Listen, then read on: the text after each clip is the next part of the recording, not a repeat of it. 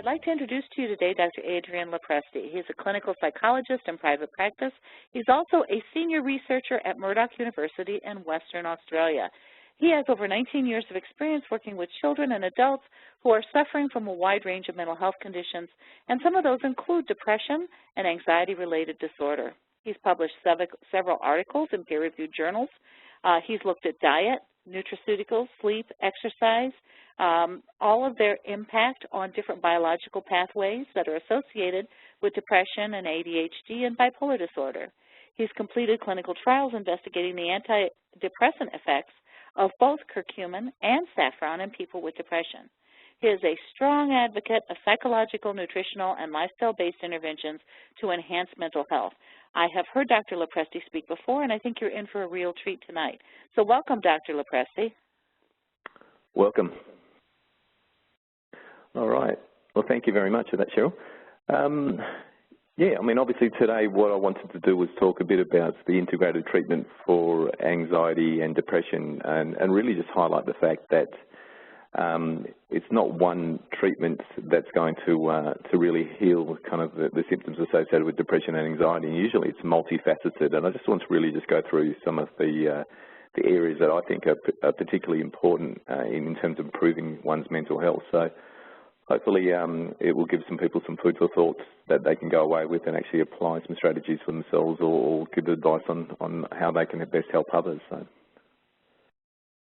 So firstly, what I wanted to do was just go through some of the current treatments that are presently used. And the reality is that the two are primarily psychological and pharmacological treatments.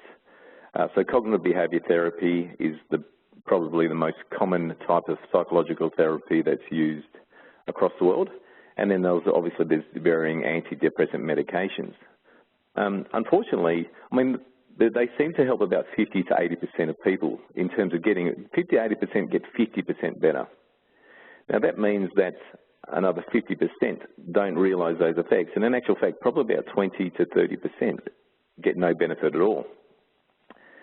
So only about 30 to 40% fully recover. So there's at least 70% of people, or 60 to 70% of people who actually don't experience full symptom remission as a result of psychological or pharmacological treatments. So when you look at the combined treatments, because that's the other option, is to do psychological therapy and antidepressant medication, the improvements are slightly better, but again, there's still a lot of people who don't obtain full benefit from treatment. There's an interesting study known as the STAR-D study, and basically one of the criticisms with research is they go, well, you've only given one medication, so in reality we would trial different medications and then eventually find one that works.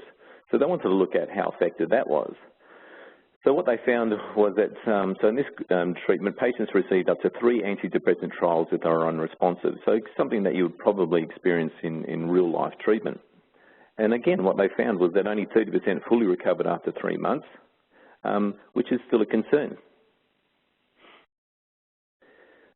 There's a whole range of newer antidepressants, I suppose, on the market. They're known as selective serotonin reuptake inhibitors and so forth. Unfortunately, as the newer treatments come out, what we're finding is that there may or may not be less side effects associated with it, but they're no more effective, and that's a concern. So despite all this research being dedicated to antidepressant medications and other medications, we're actually not finding any treatment that works better than any other. Again, there's also different types of psychological therapies that are available, and they're all pretty equivalent in how effective they are. So there's quite new forms of cognitive behaviour therapy, and there was initial excitement about that. But and while they can be useful for many people, again, the research shows that they're not that effective on their own. So what led me into, well, one of the things that led me into kind of the integrative approach was obviously this lack of positive research in the area of single treatments. But I saw this study some years ago, and I just want to highlight what an integrative approach can do.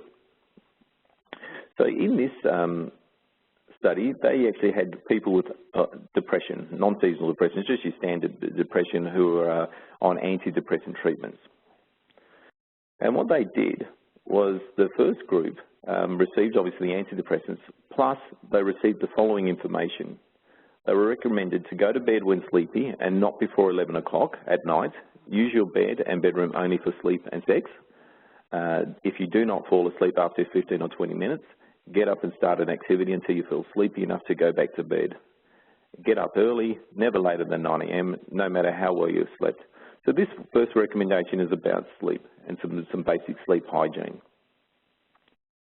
The second recommendation was around exercise, so walk at least an hour a day at a good pace, so without becoming short of breath.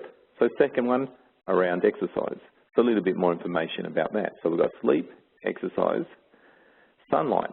So be exposed to sunlight at least 2 hours a day, taking precautions to avoid sunburn or sunstroke. So now we've got sunlight, vitamin D, and actually being out in nature.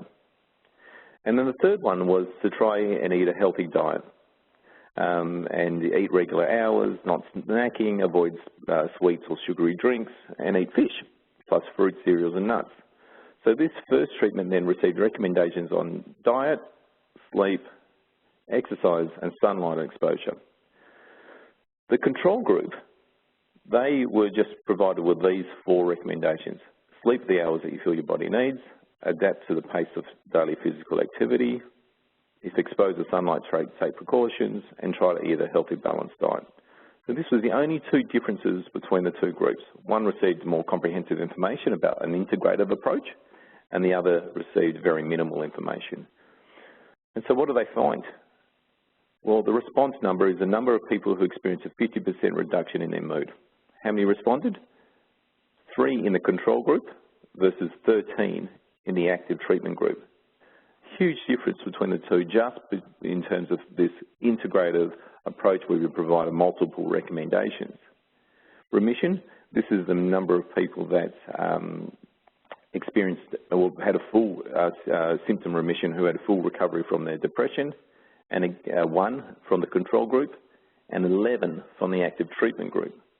So again, this integrative approach, very simple, it's very simple recommendations that were provided, resulted in greater improvements in the effectiveness of the treatment that was offered.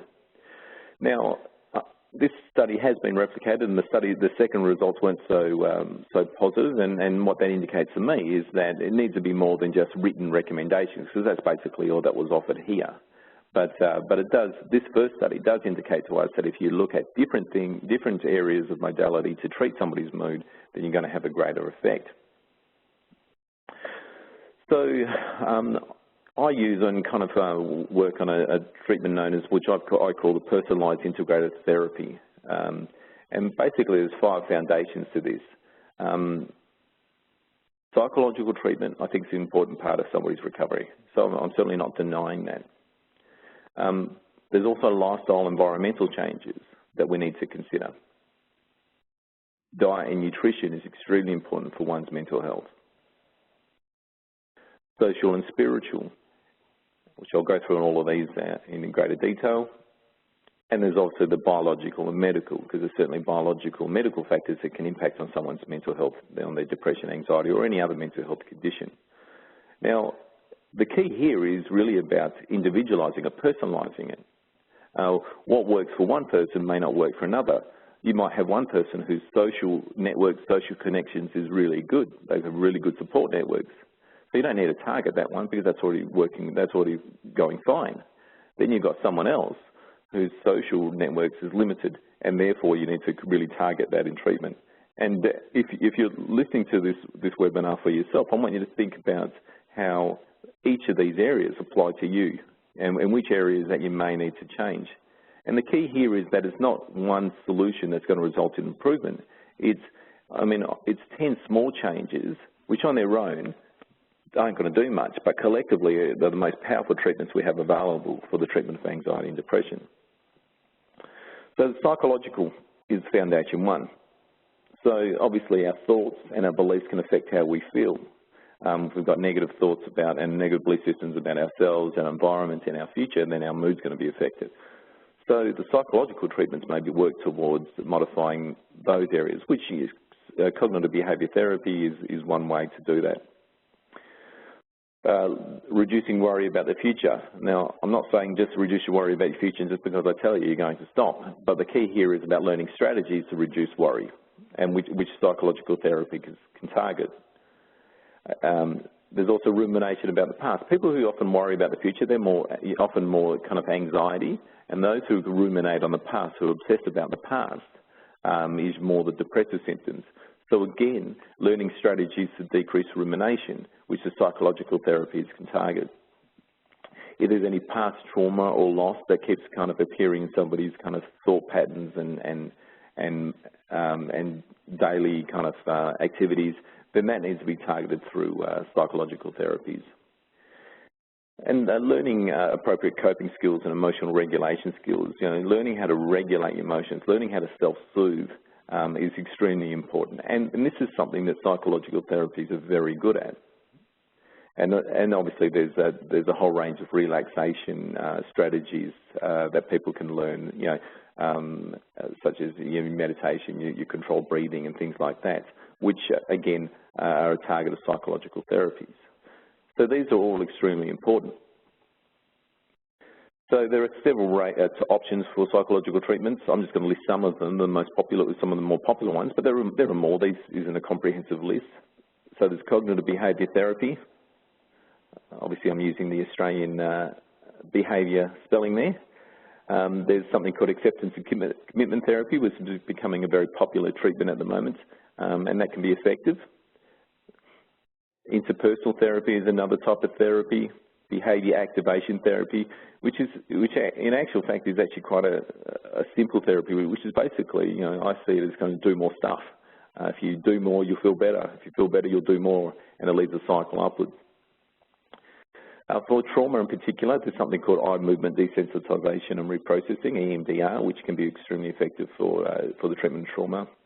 And then obviously there's all your relaxation therapies, controlled breathing, progressive muscle relaxation, autogenic exercises, and so forth. And finally, I think it's really important, learning meditation, learning mindfulness, learning to be present, learning to experience the present moment and savor the present moment rather than being in our head all the time. And these are all skills that can be taught in therapy. Now, as I said, this is an extremely important component of a comprehensive treatment, but it's not the only solution. And this is where our lifestyle environment really is important too. So we need to reduce or manage life stresses. I'm not saying eliminate our life stresses. It's about looking at how can I reduce stress in my life?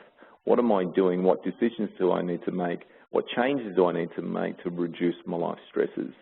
And whether that be work, social stresses, academic or stresses, or any other factors that might be impacting there. If you want to improve your mood, you have to improve your sleep. I mean, that's crucial. And there are several strategies that you can use to improve your sleep quality. That doesn't mean that everybody's going to get 8 to 10 hours of peaceful sleep, but even there, if you can improve your sleep by 10–20%, and then you improve all the other areas by 10–20%, you have a treatment that's extremely powerful and the most powerful treatment there is available. So do not neglect sleep.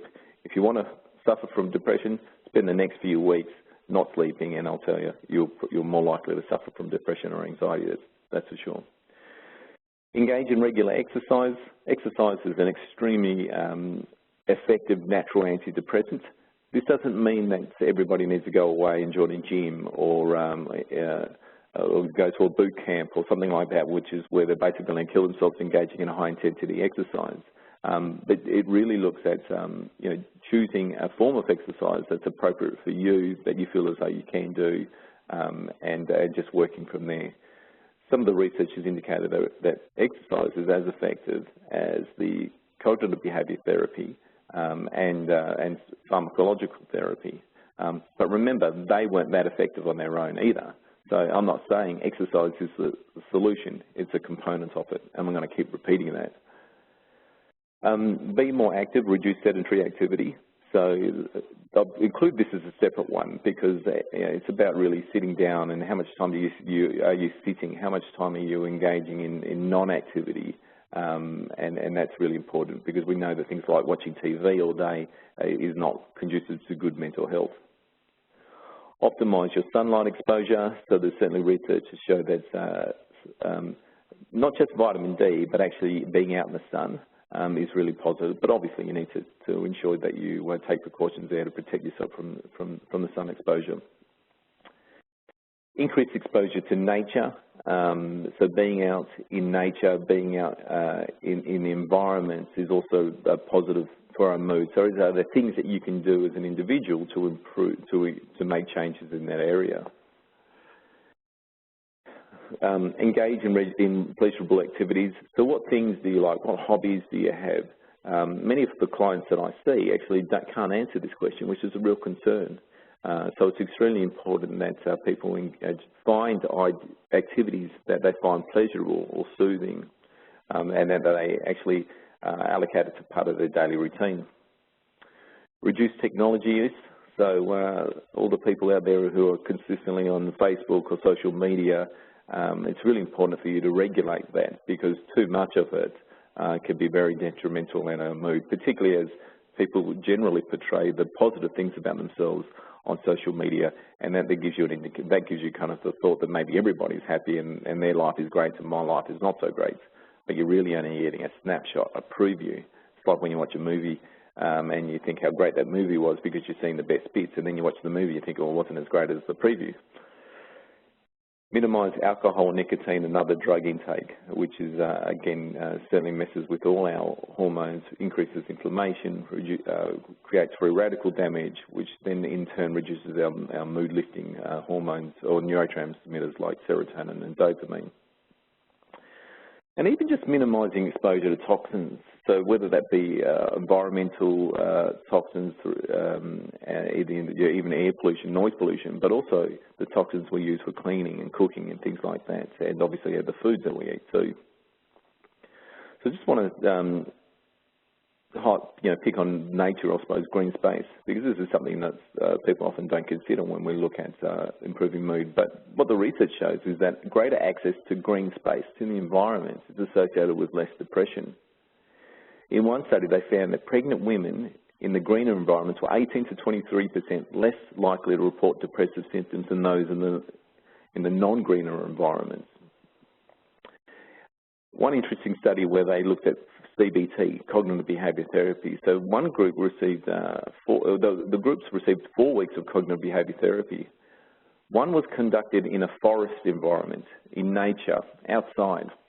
And what they found in this group is that 61% experienced a remission of their symptoms. So 61% experienced full recovery in those who received CBT in a forest environment.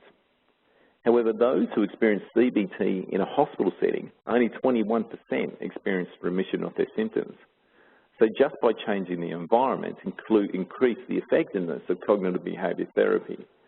Small change, but a significant one.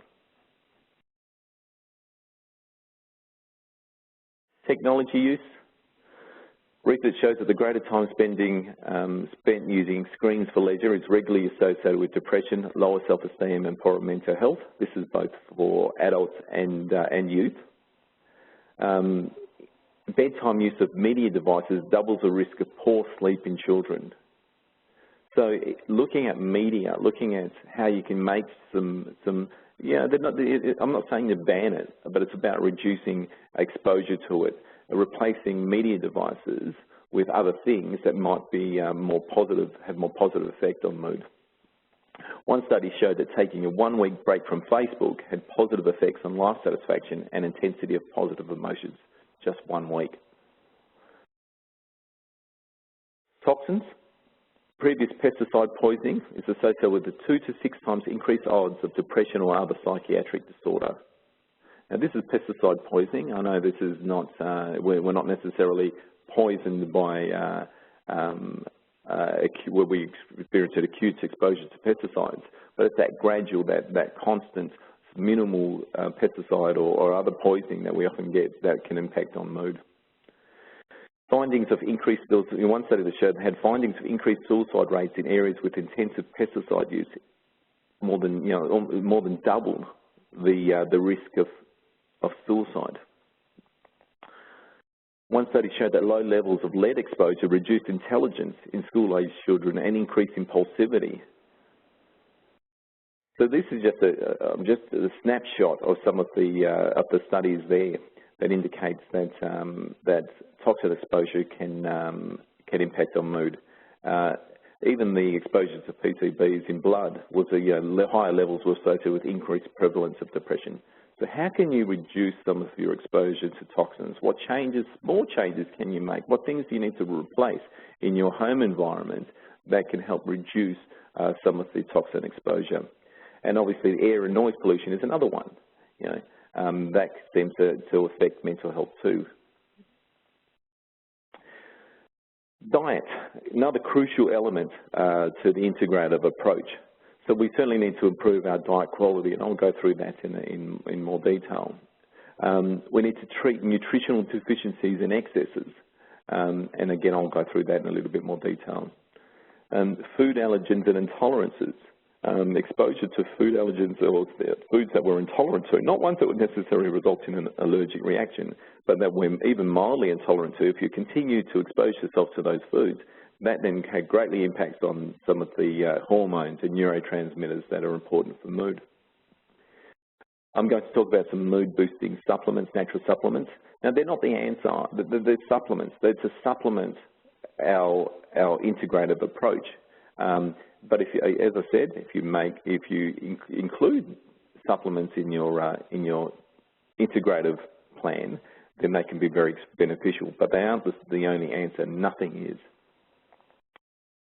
So in terms of improving diet quality, it seems as though eating a Mediterranean diet is very protective against depression. That doesn't mean other types of diets, your Japanese type diets or your vegetarian diets too. There's some research around that. But basically, most of the research has been conducted on Mediterranean diets, and that indicates that people who eat a more Mediterranean-based diet, fruits, also vegetables, whole grains, legumes, fish, they seem to have a lower prevalence of depression and anxiety. For many of you, you'll be happy to know that even minimal kind of alcohol intake is appropriate too. Fish consumption has been linked to positive mental health. The omega-3s in fish seem to be extremely important for our brain function and for our neurotransmitter function. We do need to be careful nowadays because, unfortunately, the mercury that's contained in fish, so you need to choose carefully and choose wisely. Fruits and vegetables are extremely important. More so the vegetables in particular, they contain obviously phytonutrients, which helps our body reduce inflammation and reduce free radical damage, which is important for brain function. They also contain a lot of vitamins and minerals, which are really important for our hormones. I'm a big fan of herbs and spices. In particular, I've done a lot of research looking at the effects of curcumin from turmeric as an antidepressant, and the results are extremely positive. So certainly consuming herbs and spices, including that in your diet as much as possible. I often even just recommend to clients, how can you include this in your diet? Even add a few parsley flakes to a roll or something like that, which is insignificant, but ultimately over time it can have a significant effect. We need to make sure we eat good quality protein, which I'll go through in a second why. Nuts and seeds are extremely important. They have good fats and important minerals, which are important. So how can you, as an individual, look at just improving some of this? It's not about making your diet perfect. It's about making your diet better. So if you can, again, improve diet by 10, 20%, plus you include small changes in all those other areas, then your mental health will be positively improved. And we need to avoid junk food, unfortunately. Unfortunately for many people, because that's often the staple of their daily diet. But takeaway foods and processed foods are very inflammatory. They're nutrient sparse. They don't have nutrients in there. And in actual fact, they're so devoid of nutrients food companies need to add the nutrients back to at least give them something. And we need to drink water, preferably filtered water, but not soda drinks or diet, and that includes diet drinks. Diet drinks are extremely toxic with the additives and the aspartame and so forth that they and the artificial sweeteners that they put in there.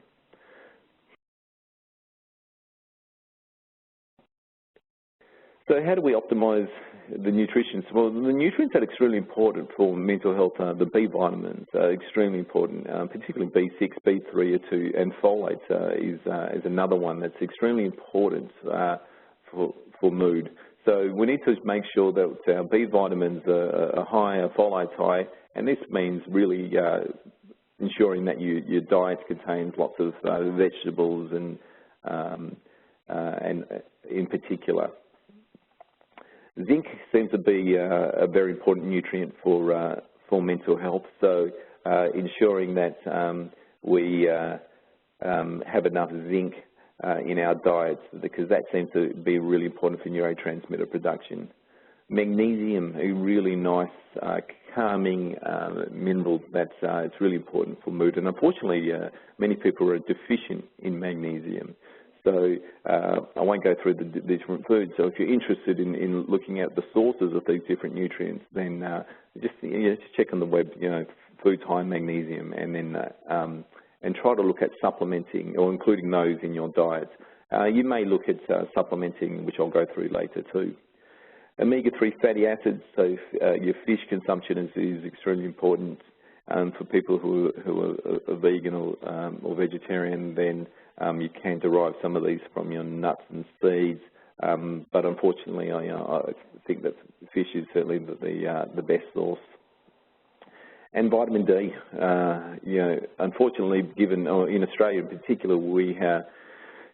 I'm not sure how it is in the US, and in other countries, but certainly there's a lot of talk about protecting yourself from the sun and skin cancer and things like that, which is extremely important. But as a result of that, many people are now deficient in vitamin D, and vitamin D is a really important nutrient that we derive from the sun that's important for hormone production and neurotransmitter production. Iron, really important, and I find that it's mums who are particularly low in iron, and a lot of children can be low in iron, which unfortunately doesn't get tested a lot, but I think if you're suffering from mental health, then you do need to just check your iron status, ensure that those levels are fine. And copper, having too much copper can also be an issue for many people too, so that's really important to consider too. And finally, your amino acids. Your amino acids derive from protein, and I mean there's a whole bunch of other nutrients that are important too, but these are just a selection of the ones that I think we need to consider. So serotonin, for many of you, if you don't know, is one of the neurotransmitters that's associated with depression and anxiety. So it's kind of believed that lower levels of serotonin are a cause of depression and anxiety. Now, it's not as simple as that. It's not just a serotonin deficiency that's the cause of depression. There's a whole bunch of other things that are going on. And even the question for me is, if someone is low in serotonin, why are they low in serotonin? Because what we generally, the standard treatment at the moment is, okay, let's increase serotonin by giving you an antidepressant that increases the availability of serotonin. But that doesn't treat the reason why serotonin might be low. And I just want to go through this slide that just highlights how serotonin is made. And this isn't my theory, this is basic physiology. So we eat protein, fish, eggs, chicken, beef, nuts, seeds, so forth. Our then body, when everything's working fine, our body then breaks it down. Our stomach breaks it down. Our acid and our digestive enzymes break down the protein into one amino acid called tryptophan. Then the body, there's an enzyme called tryptophan hydroxylase, which basically then converts this tryptophan into 5-HTP. And then there's another enzyme in our body called amino acid decarboxylase, well, the carboxyl. And what's decarboxylase, and that converts it into serotonin. So the step is protein, break it down, tryptophan, 5-HTP, and serotonin. So you've got your antidepressants which target the last step, which is let's increase serotonin by taking an antidepressant. I mean, you've also got your natural supplements too, which, you know, you might be taking tryptophan and your 5-HTP to increase serotonin, but it still doesn't treat the cause. Why are you low in serotonin in the first place? Why are you low in 5-HTP? It's not treating the cause. So what are the causes? Well, if you don't eat enough protein, you're not going to produce serotonin. So are you eating enough protein in your diet? If your digestion is poor and you're not breaking the protein into the amino acids, and if you're on medications that impact on that, then you're not going to turn it into tryptophan. If you're low in essential cofactors, so those enzymes, the enzymes that I'm talking about here, they need things like B6, zinc, folate, magnesium, plus many others to work. So if you're low in those enzymes aren't working properly, so you're not engaging in the conversion. So those are the things you need to consider to increase serotonin. And then all these other things that I've just, then in this next box, reduces serotonin: high stress, inflammation, poor sleep, oxidative stress, which is free radical damage, certain medications, alcohol and other drugs, poor digestive health, excess toxin exposure, all the stuff I've talked about, that breaks down serotonin. So if you want to increase serotonin naturally, you need to look at all these different areas, not just take an antidepressant, not just take 5-HTP or tryptophan, but look at what potentially might be going on for you and then increase serotonin that way. The other area that's important is food allergies and intolerances. So certain, I'll just go through some of the more common ones: corn, peanuts, tree nuts, fish and shellfish people can be intolerant to. Gluten receives a lot of publicity as it can cause intolerances. Milk and dairy, eggs, soy, nightshades, strawberries, citrus fruits. All these are the most common intolerances, and this can impact on mental health. So have a think about whether any of these might be impacting on your mental health. And if you think maybe that might be the case, then look at an elimination of those foods for a period of time and see what impact that has on your mood. And obviously the other one, which everybody should avoid, is MSG. So the next step is the supplement side of things. So we've got improved diets, we've got all the lifestyle changes, we've got psychological therapy, and then we've also got your supplements. And so what do I recommend as a kind of your core supplements? I mean, firstly, I think that most people should consider a B complex. Obviously, we get our B vitamins through our diets, but maybe supplementing with a good quality B complex that includes all the B vitamins might be important. And I'd say, you know, choose a reputable brand. Fish oil, or omega-3 in particular, it's not so much the fish oil, it's omega-3 in particular that seems to have an important effect on mood. So for children here, I've got the dosages and for children and adults. A lot of the research indicates that those fish oils with higher EPA levels compared to DHA levels are the most important, so choosing your high EPA forms. There is now research actually indicating, which I've recently become aware of newer forms of omega-3s, non-oil omega-3s, which have delivery systems that means that it basically it's absorbed better into the body, and so therefore you don't need as much. And these different forms, these newer forms, also the benefit is that they don't go rancid, which is a big problem. So certainly they're considering some of the newer forms of omega-3 is something that may be worth considering for a lot of people. The other one I've just recently added to my core supplements is probiotics. Now, I don't think probiotics is the answer to improving people's mental health, but it's part of that solution. And you might be thinking, how does probiotics kind of impact on mood? But our gut is extremely important. Has an extremely important, great effect on our brain function. So, and all our bacteria in our gut produces many vitamins and assists with hormone production and so forth. And And so taking a probiotic with multiple strains might be a good core supplement. So B complex, omega-3 oils, whether it be from fish oil, the new delivery forms, or a probiotic as your core supplements.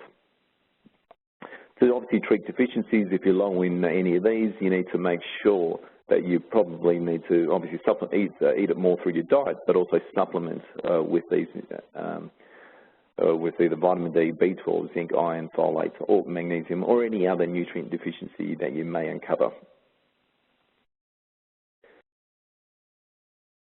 So some of the supplements that I think are the most effective, or the research has indicated as the most effective for depression in particular, is the most popular, most commonly known is St. John's wort. I've kind of reducing my use of this because the problem with St. John's wort is that it interacts with many medications. But certainly the research indicates that St. John's wort, nice, effective, natural antidepressants available.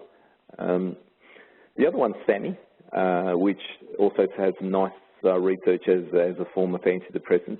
The problem is that it is quite expensive, and the dosages you need, I find, are quite high, so I don't use it a lot.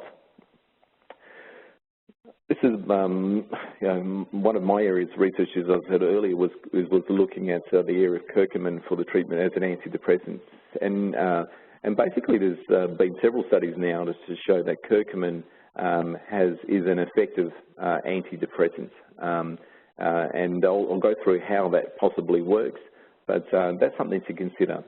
I do recommend that people, if you do use curcumin, you use a high bioavailable form, because curcumin is poorly absorbed in the diet, in the body. So you need to choose a form of delivery a form of curcumin that has a higher bioavailability, that's absorbed better in the body. Some people would add black pepper extract and things like that, but that's probably more, there's now new forms of curcumin that are even more bioavailable than that. Certainly adding turmeric to your diet seems really important, but you do need to supplement with curcumin because there's only about 2 to 4% of turmeric contains curcumin. So you'll need to eat a lot of turmeric, a few tablespoons of turmeric, and you'll get gut problems. So I'd certainly recommend the curcumin there. And the other one that I do a lot of research in, and I'm actually conducting a study at the moment looking at the effects of saffron for teenage depression and anxiety. So I'm actually in the process, I'm halfway through that study at the moment, looking at the effects of saffron there. But saffron is also a nice antidepressant. It's been studied in more than 10 studies, double-blind, placebo-controlled studies, showing that saffron is an effective antidepressant. So how do those two work in particular? How does curcumin and saffron treat depression? Well, what we know with depression is that many people with depression have chronic low-grade inflammation. They don't necessarily feel it, but if we looked at their blood, we'd see just some low-grade inflammation going on.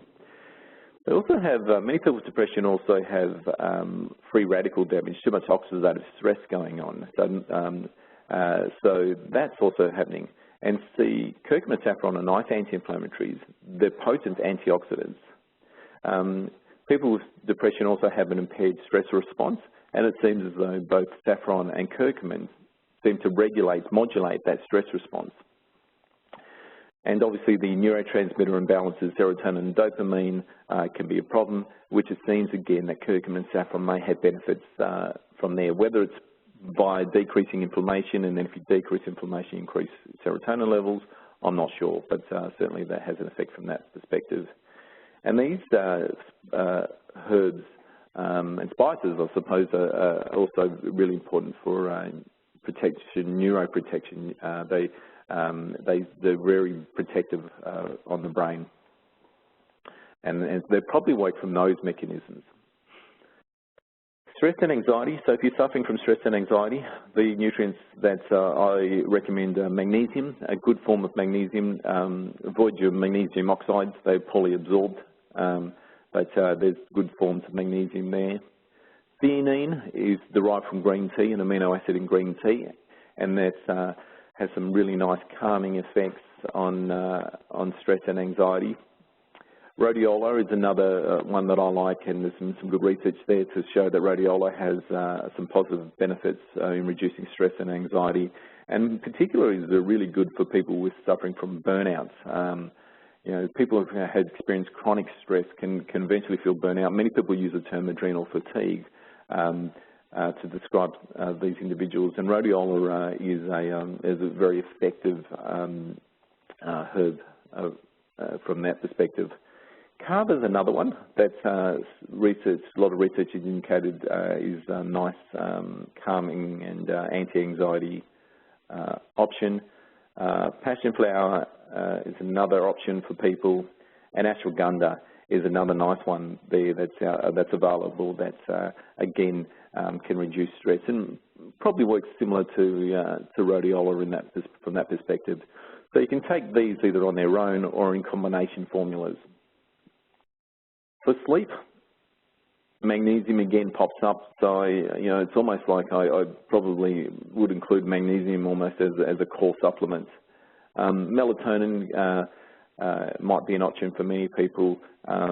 It's a bit hit and miss, but for people, so you might be worth a try to see whether taking melatonin might help. For others, it may not work so well. I like actually glycine. There's some nice research to show that glycine is an amino acid that seems to have a positive effect on sleep. So possibly glycine. Lavender is another one that's quite very calming and probably has some nice positive effects on sleep if you're suffering from sleep problems. Now, the other one's valerian and lemon balm, and there's others available too out there that improve sleep. Now, however, the most effective treatment for insomnia is good sleep hygiene. So you've got to make sure that your bedtime routine, your bed environment, and how you care for yourself during the day, they all impact greatly on our likelihood of sleep. So it's not just taking a supplement that's got to fix this. You do need to consider your sleep hygiene. And if you want to look at what sleep hygiene is, again, just type that word in on the internet and you'll see some tips for better sleep hygiene for you. Foundation 4 is the social and spiritual components. It's really important for us to increase our social group and support networks. You know, we are human beings who really desire connection and intimacy with people, whether that be emotional or physical. So it's really important to dedicate some time to improving your social group and developing a social group if this is an area that's lacking. Many of us may have people around us who are toxic, I suppose, who cause significant strain or stress on us. So how can you minimise your exposure to such individuals? Yes, you may not be able to avoid them completely, but how do you minimise being around them, and what strategies can you use to help you manage such individuals? If you're married or in a relationship, then you know we do know that a good, solid marriage or relationship is extremely important for good mental health. So you work on it, make it a priority. If there is causing you strain, then you know seek counselling. You know, make it a priority. Having a sense of community, being part of a community, again, is another area that's extremely important for mental health. So how are you? Do you feel part of your community? Do you feel like you're isolated from it? This is where more your non-Western countries are better than we are at this, is that sense of community and that occurs. We've become more and more isolated, which I think is a significant problem for us. And live a valued, meaningful life. Now, I know a lot of people will go, well, I don't know what that is. But that's a question that you need to ask yourself. What kind of life? If you look back at your life, you're 80 years old, you looked back in your life and you said, I lived a great life, what would that look like? What is important to you? What areas in terms of family, in terms of community, in terms of your own spirituality, you know, is religion important for you?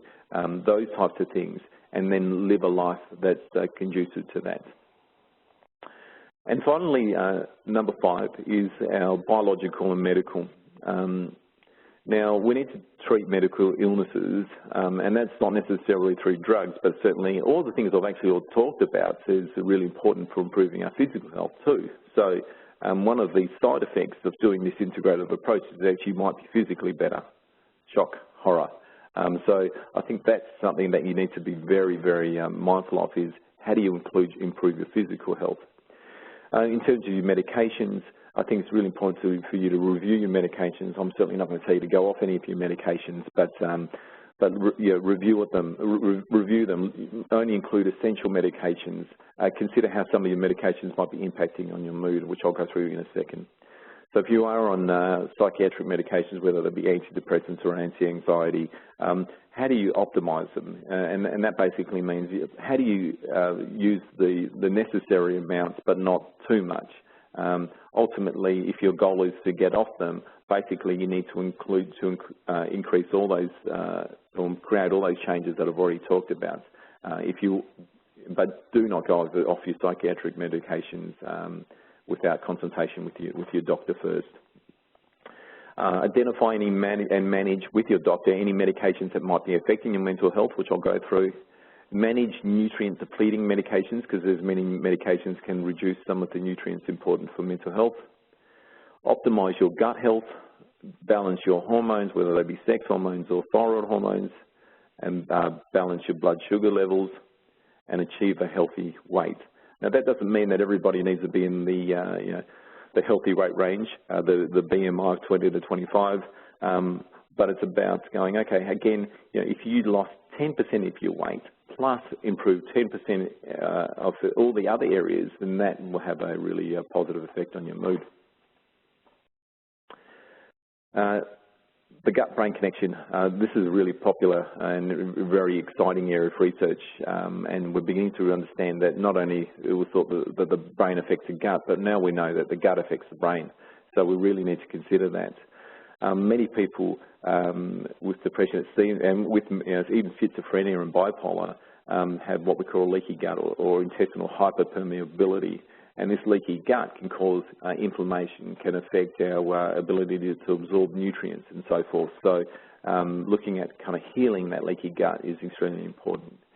Our gut flora, this is where the probiotics that I talked about is extremely important, and ensuring that our gut flora is optimized and avoiding medications, particularly the excessive use of antibiotics. Ensuring that your digestive enzymes and stomach acid is important. There's many medications, obviously, your proton pump inhibitors and things like that. Your antacids designed to kind of improve the symptoms associated with heartburn, but they also reduce stomach acid, which stomach acid, there is a purpose for it. It helps us break down food, so we don't want to eliminate it. What are the risk factors? If you suffer from any of these potential risk factors, you need to really consider your gut. If you have obviously any digestive disorders, if there's current or historical use of medications, particularly antibiotics, antacids, laxatives, anti-inflammatories, alter medications, then you probably need to consider your gut. Maybe use some probiotics, maybe use some digestive enzymes from that perspective. If you have a history of gastrointestinal infections, that might still be lingering, I suppose, in terms of its effect on your gut function. And obviously, a poor diet will affect our gut. Excess alcohol consumption, nicotine, and drugs can affect our gut and ability and affect its ability to do its work. And high stress. So, how do you optimize digestive function? Eat a healthy diet, reduce stress, develop good eating habits, eat fermented foods. They're very good for our bacteria. Avoid food intolerances. Take only essential medications. Minimize alcohol and other drugs. Take gut healing nutrients, which I won't go through today, but there's plenty out there. Probiotics. Try digestive enzymes. And treat parasitic and bacterial infections. So, this is a whole other lecture or webinar that could basically be talked about the gut function, but these are something that you do need to consider in terms of improving gut function. The other thing I just want you to consider, and I'll just put these up, is that all these medications can affect your gut.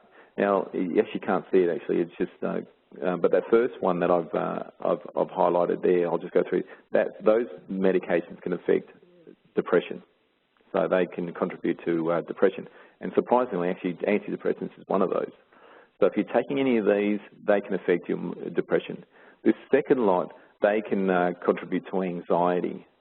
So if you're taking any of those, think about maybe, are they causing me anxiety? And finally, the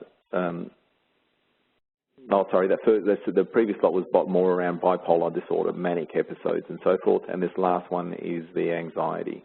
So consider these medications. If you're on any of these medications, maybe have a chat to your doctor and look at how you can reduce some of those or substitute some of those because they could be impacting on your mood.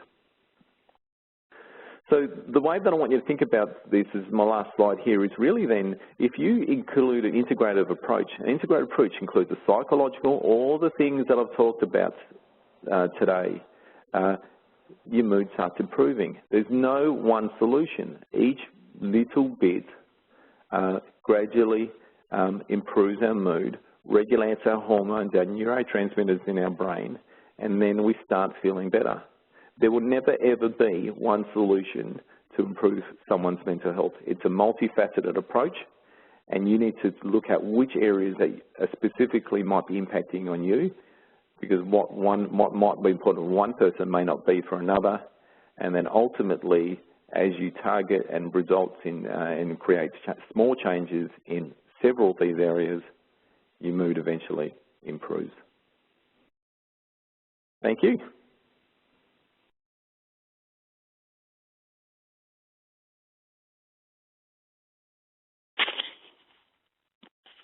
Thank you so much, Dr. Lopresti. Really appreciated all of that information. Gosh, there's so many different factors to consider, aren't there? We have a lot of different folks that have posted questions in our questions section, all kinds of different questions. So if you have a little bit of time, let's get started on them. All right. One of them is, do non-psychotropic cannabinoids help with mental health and anxiety and depression if you are bipolar?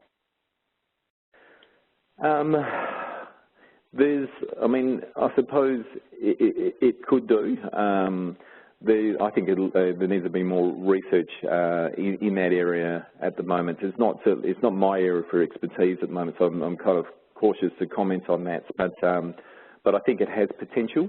But I think we really need to look at it in more detail before it's recommended as a first-line treatment, that's for sure. So. All right. Do you have any concerns that nuts and seeds, that some people would have problems with that damaging the digestive tract? Do you ever run into that? Yeah, absolutely. I think for some people it can be an issue, and that's why we do really need to individualise it. I've had people come in where too much salicylates is a problem too, and salicylates are derived from your healthy foods, your herbs, your vegetables and things like that. So we do need to individualise it. For some people, nuts and seeds absolutely powerful and effective for them. For others, it causes significant harm. So I think somebody needs to really consider it from their own personal circumstances. Oh, excellent. Here's another person who has a question about folic acid. Do you have any concern that folic acid in a B vitamin complex might actually increase anxiety? Yeah, I think as I've included in my core supplements is the is your B complex, and as a general rule, I've included them because they're probably effective for the majority of people. But yeah, certainly for some people, folic acid can be a problem. I think as a general rule, it's probably fine for most people. And sometimes if people, I've had people, I had recommended a B complex and it just hasn't worked well for them. So we'll remove that as part of their treatment plan. You can individualise it, personalise the treatments more so by doing tests and doing genetic testing and doing more comprehensive nutritional testing, which I haven't talked about today. But but I think really people just got to look at their own symptoms and go, yeah, I took that, it made me feel better or it made me feel worse, and they just modify it accordingly. Okay. If someone has breast cancer, do you have any concerns about rhodiola? Is rhodiola phytoestrogenic or contraindicated in people who have breast cancer? I don't know much about that.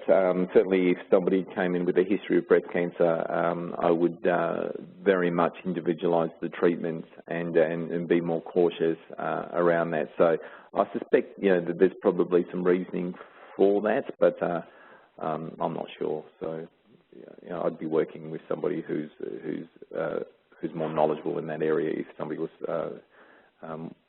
coming in with breast cancer. And I suppose that's the key with the integrative approach, is that you also may work with, rather than just having one practitioner, you may need to look at having a range of different individuals, professionals who might be working and hopefully collectively, collaboratively working together. So. Excellent. Here's a person who's asking a question that may not be something you're familiar with. They're asking a question about an echinacea product that was developed by the Hungarian Academy of Sciences in Budapest. It's a single echinocoside from echinacea that triggers the endocannabinoid system in the brain. It triggers cannabinoid receptors, and it's been shown to be effective for anxiety. In fact, there's a couple of human published trials. And this person is wondering if you have any familiarity with that specific compound that's found in echinacea that's extracted and then used as this natural medicine, or is that something you're not familiar with? No, actually, I recently saw a couple of papers, and it must be those papers that looked reviewed that did the study on the echinacea there for anxiety. So, but it's not available for. I certainly had a look at it, and it's not available for us in Australia. So, so I haven't used it personally. So I really can't make much comment on. But certainly the studies look very promising. Excellent. I know that it's not, I know it's confusing for people because echinacea is used for immune support, and I know that I've read those studies as well, that this is not just echinacea. This is one single compound extracted from echinacea. So it's not, so I just didn't want to give anybody the idea that start dosing up with cold and flu products and they're suddenly going to have their anxiety relieved. All right, here's another question. Wanting to know this, since you talked about so many different things, so many different supplements that can be custom tailored to individual plants, is there anything that you find that you use very commonly? Like, is there something that you use in almost all of your patients? Is there something that's one of the basic foundation ingredients that you find yourself going back to? I mean, with the, I mean, at the moment now, from a depression point of view, the first ones that I will target now, use now, is your curcumin or your saffron. Particularly, there's inflammation or poor lifestyle habits, I think, going on. So that's probably the ones that I'll use from a depression point of view. From the anxiety point of view, the one that I probably move towards first is probably your theanine. But if people are also experiencing more your burnouts, lethargy, then I would move more towards your rhodiola or your ashwagandha, or a combination of the two. So. And for sleep, it's the magnesium. Magnesium? Do you have a specific form of magnesium that you recommend for people that are having sleep difficulties? Because you did mention that the oxide form can cause problems. I mean, I personally am also, for the availability here in Australia, but I like because of that glycine, research around the glycine, I like using your magnesium glycinate type forms, and they're the ones that I would move towards first. Excellent, excellent. Well, I don't see any more questions in our Q&A box, so I want to take this opportunity to thank you so much for taking time out of your busy schedule to share this information with us about natural interventions and lifestyle changes that can make a real difference in both depression and anxiety. So thank you again, Dr. Lopresti.